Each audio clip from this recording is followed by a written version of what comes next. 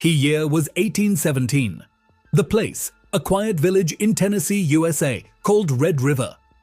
The air here carried an eerie calm. Every evening, the golden rays of the sun would kiss the fields before fading away. The villagers went about their simple lives. Children played in the meadows, farmers toiled in their barns, and the nights were draped in the silence of starlit skies. But this peace didn't last long. A shadow descended upon this village, engulfing not just a family, but the entire region in a shroud of fear. This is the story of the Bell Witch haunting, one of the most terrifying and mysterious supernatural events recorded in American history. A tale that still sends shivers down the spine. It is the story of John Bell and his family, tormented by an unknown entity that came to be known as the Bell Witch.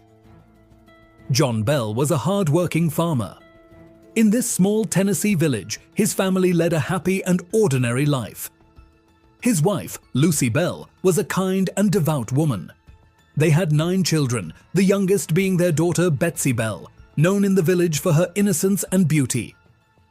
The Bell family's home stood by the banks of the Red River, a large wooden house surrounded by lush fields and dense forests.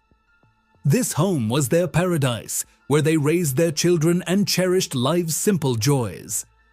But in the summer of 1817, something happened that changed their lives forever. It began with small, peculiar incidents. At first, they were so subtle that no one took them seriously. In the dead of night, strange sounds echoed from the walls of the house, like soft, rhythmic tapping. John and Lucy assumed it might be rats or some animal, but the noises didn't stop. Sometimes doors would creak open on their own in the middle of the night. Scratching sounds came from the windows, as if someone was scraping the glass with their nails. John would often venture outside with a lantern, but there was never anyone there. One night, Betsy screamed, claiming she felt someone touch her shoulder. When she turned around, no one was there. These small incidents began to escalate, and soon the Bell family realized this was no ordinary matter. In the initial months, these occurrences were merely bothersome, but they soon turned terrifying. Betsy, who was only 12 years old at the time, became the primary target. She would wake up screaming in the night, claiming that someone was pulling her hair, slapping her face, or yanking the sheets off her bed. John and Lucy initially thought it was a child's fear or nightmares, but when red marks began appearing on Betsy's cheeks, their hearts sank. One night, Lucy told her husband, "John, something is wrong in this house. This isn't the work of a human." John, a rational and hard-working man, tried to dismiss it, but the incidents were now too frequent to ignore. One evening, John's son, Drew Bell, reported seeing the shadow of a woman. She was dressed in black and appeared to be floating in the air. Her face was obscured, but her eyes glowed eerily. Drew's account sent a wave of panic through the family. This was no longer just about strange noises or scratches. It was something beyond this world. By 1818, the unknown entity had grown more violent. It was no longer limited to mere disturbances. It began to speak. One night, as the family sat together in fear, a cold, menacing voice echoed through the house. It sounded like a woman speaking slowly but with rage. She said, "I am Kate Batts, and I have come to destroy this family." The name Kate Batts sent a chill down John Bell's spine. Kate Batts was a local woman who had died a few years earlier. She was known as an eccentric and mysterious figure, rumored to be involved in dark magic. There had been some old dispute between her and John, something about land and money. The villagers believed that after her death, Kate's spirit had vowed to take revenge on the Bell family. From that moment, the entity's torment intensified. It sang eerie songs in the night, recited ancient prayers, and sometimes laughed so loudly that the entire house trembled. Its voice would shift, sometimes childlike and innocent, other times so terrifying that it made the listener's blood run cold. It began hurling insults at John and seemed to have chosen Betsy as its primary target.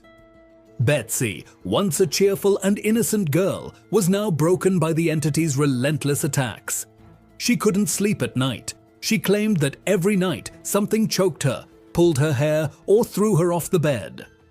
One time, Lucy herself saw red claw marks appear on Betsy's cheeks, as if someone had struck her with force. The entity was no longer confined to the night. It began tormenting Betsy during the day as well. Once, while playing in the fields with her friends, Betsy felt as though someone was pushing her from behind. She kept falling, but when she asked her friends, they said no one was there. Seeing Betsy's condition, Lucy and John called the village preacher. He performed prayers in the house, but it made no difference. In fact, the entity grew angrier. It threatened the preacher, saying, "If you come back here, I won't spare you either." By 1819, the entity had turned its attention to John Bell as well. John, who had once been healthy and robust, began to fall ill suddenly. His tongue would go numb and he often couldn't speak. He suffered strange seizures with froth coming from his mouth. The village doctors were summoned, but none could diagnose the cause of his illness. One night, John told his family, "It's Kate. She wants to kill me." That night, a chilling laugh echoed through the house, and the entity declared, "John Bell, your time is up." After that, John's condition worsened rapidly. On December 20th, 1820, John Bell passed away. On the morning of his death, the family found a small black vial by his bedside. It contained a foul-smelling liquid. John's son gave some of it to the family cat, which died instantly. At that moment, a terrifying voice rang out from the walls. "I did this. John Bell will now rest in peace." Even after John's death, the entity didn't leave the Bell family alone. Its focus now shifted entirely to Betsy. Betsy, now 15, had fallen in love with a local boy named Joshua Gardner. The two were engaged, but the entity wouldn't tolerate it. It threatened Betsy, saying, "If you marry Joshua, I will kill him." Betsy was shattered by fear. She screamed and cried every night, begging her mother to free her from the entity's grasp. Finally, overcome with terror, she broke off her engagement with Joshua. When Joshua asked for a reason, Betsy couldn't explain. She only said, "I don't want to lose you." In 1821, the entity suddenly announced to the family, "I am leaving now, but I will return in 107 years." After that, the strange noises and events in the house ceased. The Bell family found some peace, but John's death and Betsy's broken engagement had changed them forever. The villagers remembered the story as a terrifying legend. But in 1935, exactly 107 years later, reports of strange occurrences surfaced again in the Red River area. People heard voices at night, saw shadows in the fields, and some even claimed to have seen a woman in black floating in the air. Today, no one dares to spend a night on the old Bell family land in Tennessee. There is now a cave there, known as the Bell Witch Cave. Tourists visit it, but guides warn that staying there at night can be dangerous. Some claim to have heard strange voices in the cave, and others have captured mysterious shadows in photographs. Was it all true? Did Kate Batts's spirit truly torment the Bell family? Or was it merely a product of collective fear and superstition? What caused John Bell's death? And if that entity is still out there, who might be its next target?